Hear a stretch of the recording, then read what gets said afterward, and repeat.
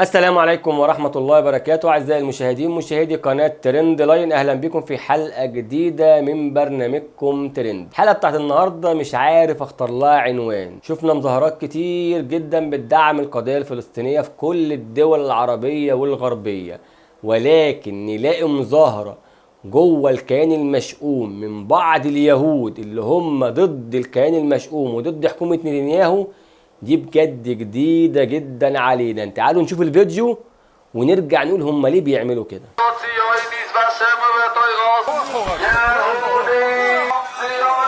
Is Daniel, and I don't want to say my surname because you know what can happen if I tell you my surname in my real details, and they are gonna hunt me down like they did to most of the Jews today, just for them declaring their opinions in public. They want to declare that the Jewish nation has nothing to do with the Torah anymore, with the Holy Torah, with the Holy Scripts, with the Holy Bible, with the Holy books, with the Holy tradition, and they want to switch it for a nation that they have created. They want to transform the nation of the Jews to create a nation with a new ideology of people that live under a state like each and every kingdom in the world, without Torah, without the commands of God to its nation, and it's against the Torah. That's why we declare that Jews are not Zionists, because the Zionist ideology is not Jewish, and Jews are declaring the Zionist ideology is against the Jewish beliefs.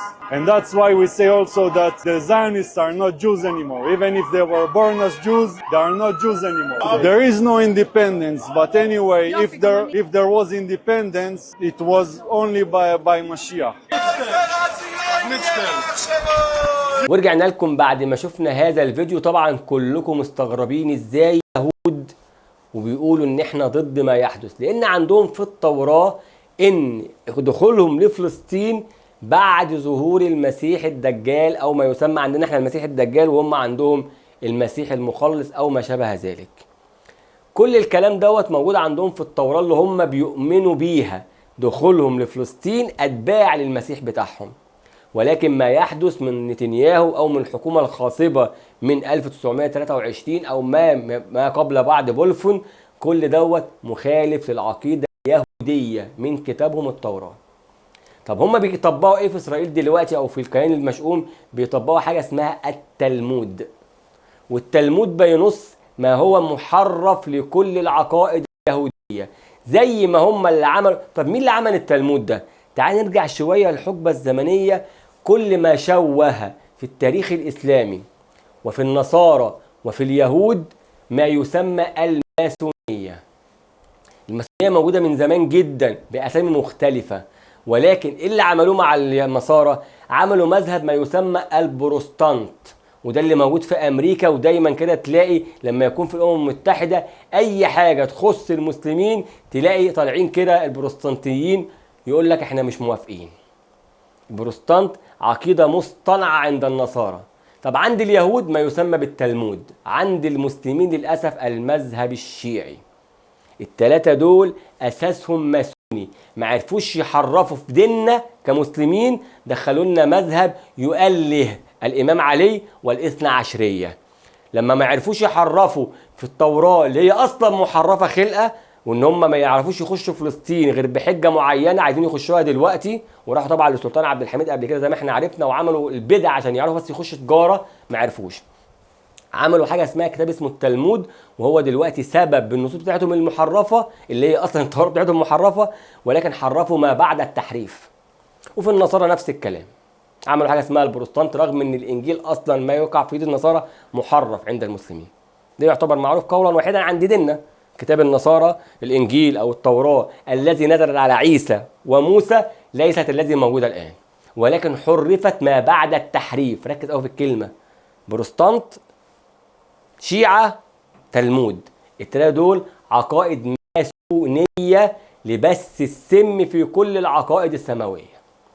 فما يطبق في بني صهيون الآن هو العقيدة التلمود، ان هم يخشوا فلسطين ويقتلوا المسلمين وان هم شعب الله المختار. ولكن في التوراة المحرفة ايضا بيقولوا ان هم هيخشوا ارض فلسطين، ولكن بعد نزول او بعد ظهور المسيح بتاعهم اللي هم هيكونوا اتباعه في اخر الزمان. ده عشان كده شفنا الفيديو ده ان بعض اليهود عاملين مظاهرات داخل تل ابيب في حي القدس. ليه؟ بينددوا بما يحدث من حكومتهم ضد الشعب الفلسطيني. اعرف هنا ان ما يحدث في الشعب الفلسطيني اي واحد عنده ضمير مهما كانت ديانته ضد هذا. لان احنا برضو لو شفنا بعض المجازر اللي بتحصل لناس واطفال ونساء غير مسلمين هنزعل، لان دي حاجه اسمها انسانيه. لما نشوف واحده غير مسلمه في مطعم في ايطاليا وتضرب بعض الصهاينه او بعض اليهود من مطعمها رغم ان هم داخلين يدفعوا فلوس، وقالت لهم انا ولا عايزه فلوسكم ولا عايزه وجودكم، انتوا بتقتلوا اطفال، اطلعوا بره. لما نشوف الراجل اليهودي بن غفير ده ولا بن عفير يبقى قاعد في امريكا ويطلعوا ناس من جوه الكونجرس ومن جوه البيت الابيض ويقعدوا يشتموه ويهزقوه، انتوا بتقتلوا اطفال، انتوا قتلت الاطفال، رغم ان هم غير مسلمين. لما نشوف في هولندا وفي بلجيكا وفي فرنسا وفي كل الدول الغربيه حتى غير مسلمين ضد دول، لان دول بيحاربوا. شفنا السفينه اللي كانت داخله بالمعونه وفي مالطا وضربوها كان على متنها غير مسلمين. الانسانيه اهم كتير جدا واقوى كتير جدا عند ضمير الانسان. ضميرك انت لو تخيل لو مسلم بيموت قدام واحد نصراني، النصراني ده هيحس بايه؟ والعكس صحيح.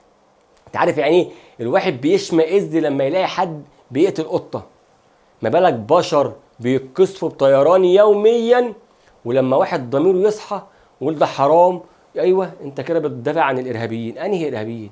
هو الارهابي اللي بيموت ولا اللي بيموت؟ دول لما طلعوا ممكن عندهم ضمير شويه وتعليم الرب بتاعهم او في كتابهم. الغرب لما طلع من دافع الانسانيه، المسلمين طبعا من جانب العقيده، وان ازاي يشوفوا الاحداث دي. احنا نفسنا كمسلمين لو شفنا نفس اللي بيحصل ده في روسيا واوكرانيا مثلا واطفال بتموت ونساء هنزعل. دي اطفال ونساء ما لهمش ذنب. عايز تحارب حرب شريفه اقتل اللي بيعاديك، اللي رافع سلاح في وشك، مش تضرب ابرياء. ما يكونش عدد جنودك اللي ماتوا 50 و60 و1000 وانت مش عارف تموت الجنود اللي قدامهم، تروح تكسف مدينه، تكسف قريه، تكسف مدرسه. ليه؟ دي اسمها جبن، تضرب من على بعد. راجل واجه وش لوش. حفظ الله كل الدول الإسلامية والعربية، وبإذن الله سنصلي يوما داخل المسجد الأقصى قريبا. إن موعدهم الصبح أليس الصبح بقريب. خلص الكلام. أشوفكم على خير إن شاء الله في حلقة جديدة من برنامجكم ترند. كان معكم مازن يسري، في أمان الله.